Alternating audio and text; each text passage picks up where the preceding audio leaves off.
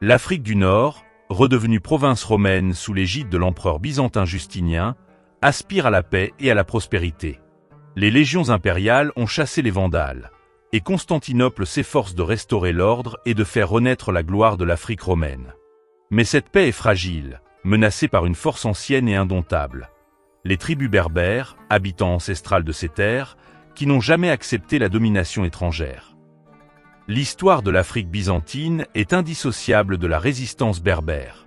Dès les premières années de la reconquête byzantine, les tribus berbères, unies par leur désir de liberté et leur méfiance envers le pouvoir impérial, vont lancer une série de révoltes qui vont ébranler l'autorité byzantine et plonger la province dans un cycle de violence et d'instabilité. Les Byzantins, en débarquant en Afrique du Nord pour chasser les Vandales, étaient persuadés de leur supériorité militaire et culturelle. Ils voyaient dans cette expédition une simple restauration de l'ordre romain, une récupération d'une province qui leur revenait de droit. Ils n'imaginaient pas que les tribus berbères, ces peuples des montagnes et des déserts, oseraient leur résister et remettre en cause leur autorité. Cette confiance excessive, cette arrogance des vainqueurs, était le fruit d'une profonde méconnaissance de la réalité nord-africaine et d'une interprétation erronée des informations dont ils disposaient. Les Byzantins, bien qu'ils aient déjà eu des contacts avec des tribus berbères en Cyrénaïque et en Égypte, n'avaient qu'une connaissance superficielle de ces peuples. Ils les imaginaient comme des nomades indisciplinés et désorganisés, faciles à soumettre par la force ou à corrompre par des cadeaux et des promesses. Ils ignoraient la complexité de leur organisation sociale, la force de leur identité culturelle et leur détermination à défendre leur indépendance. Cette méconnaissance était aggravée par les sources d'informations biaisées sur lesquelles les Byzantins se sont appuyés pour préparer leur expédition. La première source d'informations biaisées provenait des courtisans déchus. En quête de revanche contre les Vandales, ils avaient tout intérêt à exagérer la faiblesse de ces derniers et à minimiser la menace berbère. Ensuite, il y a eu des marchands étrangers, désireux de reprendre le contrôle des routes commerciales de l'Afrique du Nord. Ils ont tout à fait pu présenter les Berbères comme des obstacles faciles à éliminer pour encourager les Byzantins à reconquérir l'Afrique du Nord.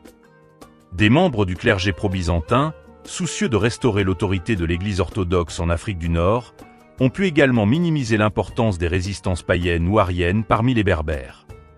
Enfin, la propagande impériale de Justinien a également contribué à cette vision simpliste de la situation en Afrique du Nord.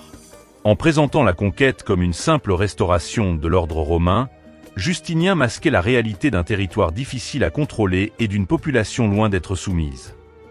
Les Byzantins, aveuglés par leur propre arrogance, vont rapidement découvrir que la réalité de l'Afrique du Nord est bien plus complexe que ne le suggéraient leurs informations. La résistance des tribus berbères, nourrie par des siècles de lutte pour la liberté et par un profond attachement à leurs terres et à leur mode de vie, va se révéler être un défi de taille pour l'Empire byzantin. Dès leur arrivée en Afrique du Nord, les Byzantins ont cherché à s'allier avec certaines tribus berbères pour faciliter leur conquête du royaume vandale.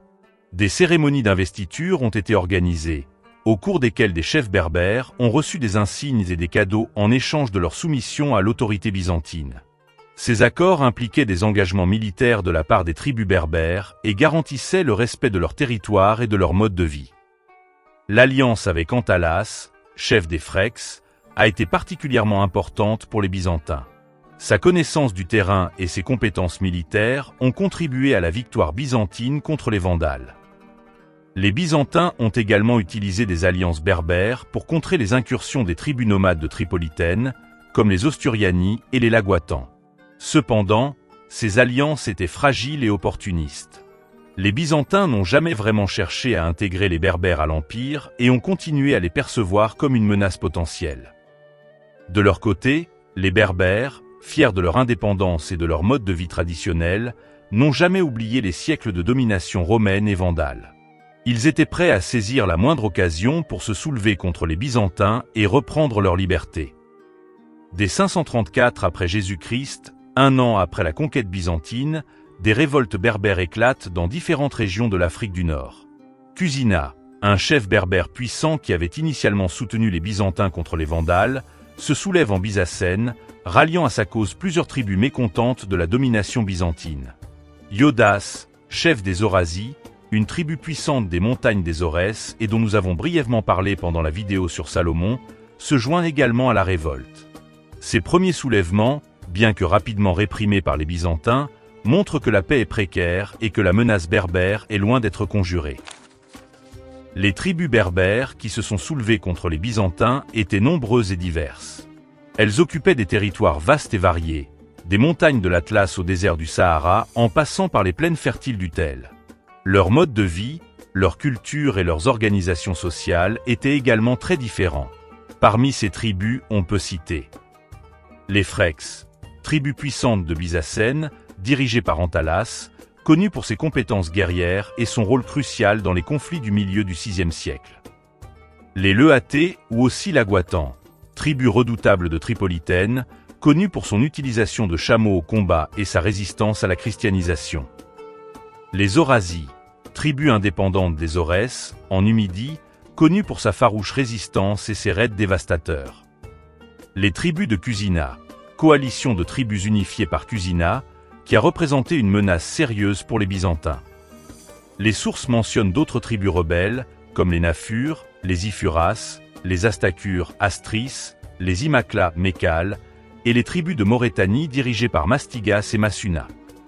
Malgré leurs différences, ces tribus partageaient un désir commun, se libérer de la domination byzantine et préserver leur autonomie et leur mode de vie traditionnel. Les révoltes berbères n'étaient pas seulement motivées par un refus de la domination étrangère. Elles étaient le fruit d'un mélange complexe de facteurs politiques, économiques, sociaux et religieux. Le premier facteur concerne la défense des terres et des ressources. Les tribus berbères, souvent semi-nomades ou agriculteurs, étaient profondément attachés à leurs terres et à leurs ressources.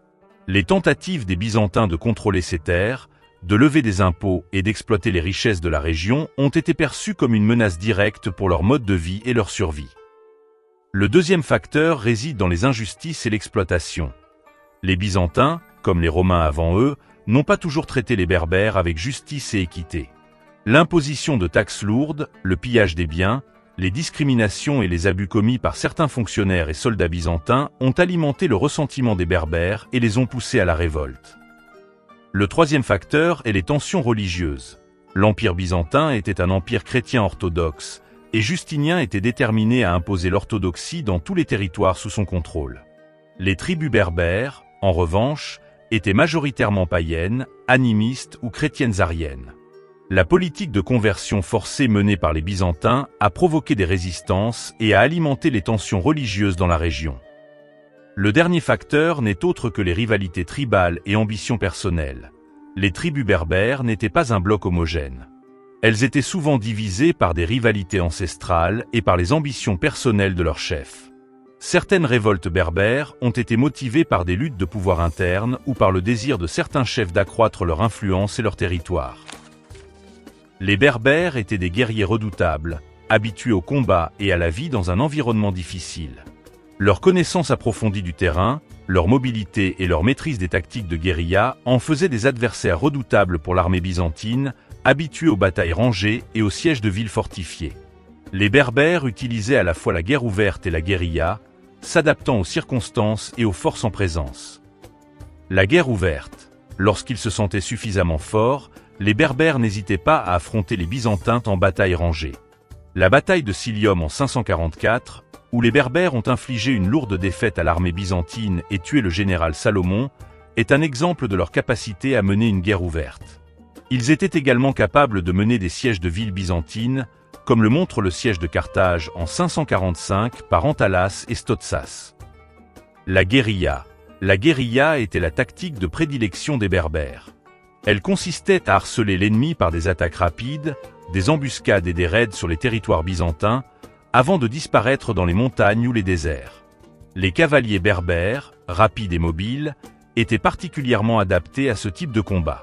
L'armée byzantine, lourde et peu mobile, avait beaucoup de mal à contrer la guérilla berbère. Les Berbères étaient d'excellents cavaliers, et la cavalerie constituait le fer de lance de leurs armées. Ils utilisaient également des armes de jet, comme les javelots et les arcs, ainsi que des épées et des boucliers pour le combat rapproché. Certaines tribus utilisaient même des chameaux au combat, formant un rempart mobile derrière lequel ils pouvaient se protéger et lancer des projectiles. L'armée byzantine, bien qu'elle soit l'une des plus puissantes du monde à cette époque, a rencontré de grandes difficultés à contrôler les tribus berbères en Afrique du Nord. Effectif limité, l'armée byzantine en Afrique du Nord n'était pas très nombreuse, car l'Empire byzantin devait défendre de nombreux autres fronts, notamment contre les Perses en Orient et les Slaves et les Avars dans les Balkans. Difficultés logistiques. La distance entre Constantinople et l'Afrique du Nord rendait difficile le ravitaillement des troupes et l'acheminement des renforts. Les déserts et les montagnes de l'Afrique du Nord rendaient les communications et les déplacements lents et difficiles. Adaptation au terrain et aux tactiques berbères. Les soldats byzantins, habitués à combattre en Orient sur des terrains plus ouverts et contre des ennemis plus conventionnels, ont eu du mal à s'adapter aux tactiques de guérilla des Berbères et aux terrains accidentés de l'Afrique du Nord. Manque de soutien local. Les Byzantins n'ont jamais réussi à gagner la confiance et le soutien de la majorité de la population nord-africaine. Les impôts élevés, les exactions commises par certains soldats byzantins et les persécutions religieuses ont alimenté le mécontentement et la résistance des populations locales. Les révoltes berbères ont eu un impact dévastateur sur l'Afrique byzantine, sapant l'économie de la province, fragilisant le tissu social et menant à une instabilité politique chronique. Impact économique. Les raids berbères ont perturbé l'agriculture et le commerce. Les villages et les fermes ont été pillés et incendiés, les récoltes ont été détruites et les routes commerciales ont été coupées. L'insécurité a découragé les investissements et a entraîné un déclin de la production agricole et artisanale. Impact social. Les révoltes ont créé un climat de peur et d'insécurité. Les populations ont été déplacées, les familles séparées et les communautés brisées. Les tensions entre Byzantins et Berbères se sont exacerbées et les divisions religieuses se sont creusées. Impact politique. Les révoltes ont affaibli l'autorité de l'Empire byzantin en Afrique du Nord. Les gouverneurs byzantins, souvent incompétents ou corrompus, ont eu du mal à maintenir l'ordre et à contrôler les tribus rebelles. Les révoltes berbères, combinées aux difficultés internes de l'Empire byzantin, ont préparé le terrain pour la conquête arabe de l'Afrique du Nord au 7e siècle. La menace berbère, loin de s'estomper avec le temps, est devenue un facteur déterminant dans le déclin et la chute de l'Afrique byzantine. L'Afrique byzantine, malgré les efforts de Justinien et de ses généraux pour la pacifier et la reconstruire, est restée un territoire instable et difficile à contrôler. Les révoltes berbères, incessantes et violentes, ont sapé les fondations du pouvoir byzantin et ont préparé le terrain pour l'arrivée d'une nouvelle puissance, l'islam. Cependant, avant de tourner la page de l'Afrique byzantine et d'explorer la conquête arabe, il est important d'entrer plus en détail dans quelques-unes des révoltes berbères et de mieux connaître les tribus et les chefs qui les ont conduites. Voilà, c'est la fin de cette vidéo. Si vous voulez connaître la suite passionnante de l'histoire de la domination byzantine en Afrique du Nord, pensez à vous abonner et à activer la cloche pour ne rien manquer des prochaines sorties. Et si vous avez envie de plonger encore plus dans l'histoire fascinante de cette région, jetez un œil aux vidéos précédentes pour explorer toutes les interactions entre les peuples locaux et étrangers à travers les âges.